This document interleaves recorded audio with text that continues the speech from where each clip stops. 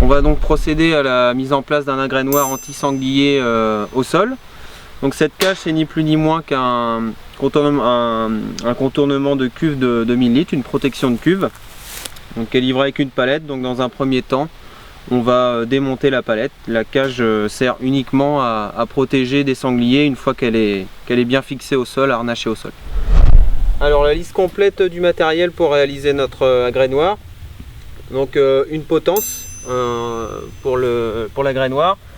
Un seau donc de 30 litres pour avoir à le remplir moins souvent de préférence, le couvercle bien évidemment, et enfin la trémie qui va venir compléter notre seau, du fil de fer doublé donc pour fixer notre cage à nos piquets de fer qui vont être plantés dans le sol. Donc 2 piquets de fer, un dans chaque coin antagoniste de la cage, une tenaille pour couper notre fil de fer bien évidemment, une clé pour notre cage pour desserrer la palette qui est fixée dessus, et enfin 2 tapis qui viennent agrémenter le sol pour éviter que la végétation se développe trop facilement dans la cage.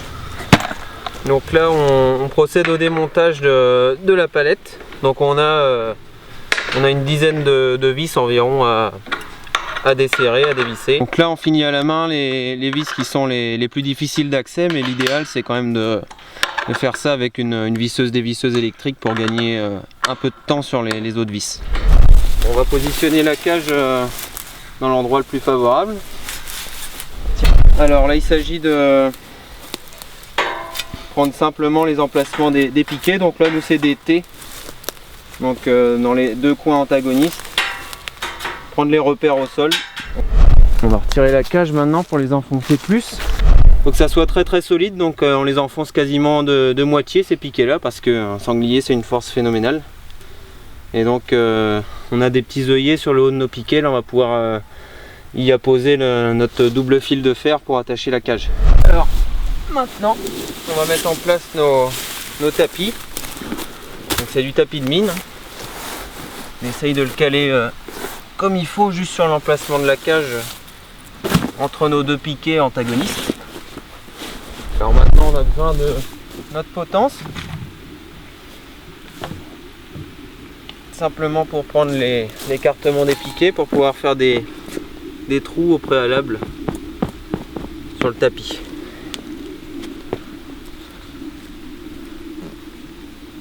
Juste faire des marques et on va le percer ensuite. Voilà. Maintenant on va mettre la potence. Elle va venir fixer les tapis, les 2 tapis au sol. Voilà. Voilà, taper à la masse en respectant bien l'axe des 2 piquets pour pas casser la potence, quoi.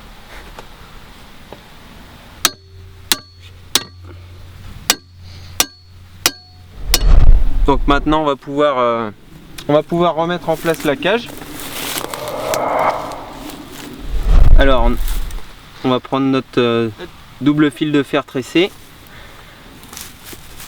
Hop là. Pour fixer notre cage au piquet. Donc on a des petits trous sur les piquets de ferraille qu'on a récupérés. On va s'en servir.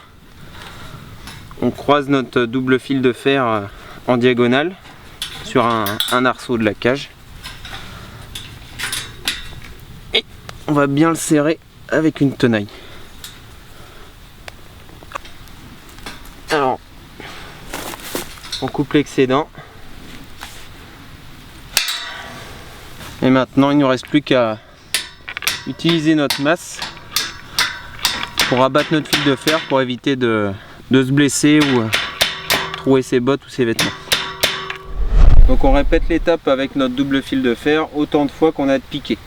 Maintenant on va assembler notre trémie, donc qui est divisé en 2 morceaux, donc un ressort et une palette. Donc on va venir visser notre ressort sur la petite palette. Alors il ne nous reste que plus que l'étape finale. Poser l'agrénoir sur la potence.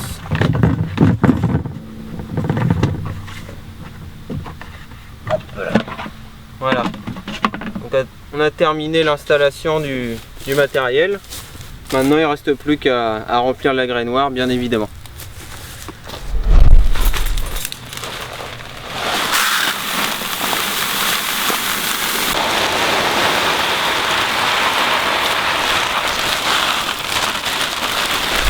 L'objectif du ressort, c'est d'être relativement souple pour que perdrix et faisan viennent taper dans le ressort pour faire tomber le blé et le consommer.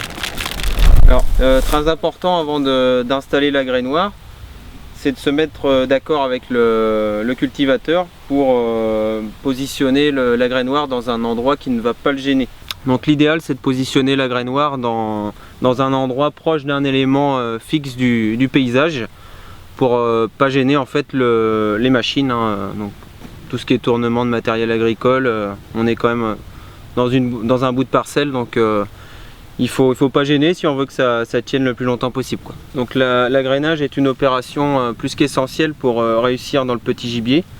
Donc si chacun fait un effort de ce côté là, on ne peut avoir que de la réussite si on couple cette opération là avec bien entendu un piégeage efficace, une régulation des prédateurs en règle générale. Mais dans notre cas, ça prend, on va dire, une petite demi-heure de monter un agrainoir comme ça. Le tout, c'est de bien le penser pour qu'il perdure le plus longtemps.